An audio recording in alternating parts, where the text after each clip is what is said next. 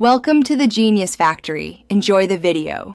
In this video, I will explain how to muffler delete a Subaru Impreza.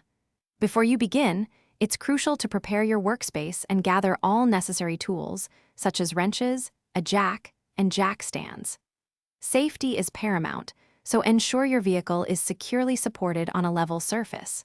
Also, be sure to check your local laws regarding exhaust modifications to avoid any potential issues. Now, let's get to removing the old muffler.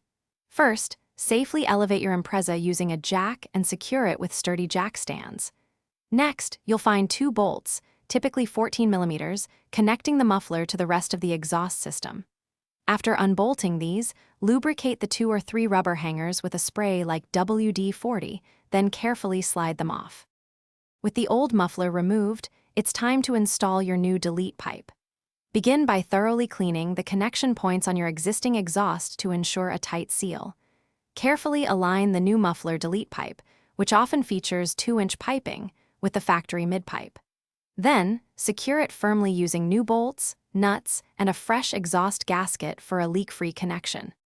After installing the delete pipe, perform a thorough final inspection. Ensure all bolts are tightened to specification and that the exhaust hangers are correctly seated.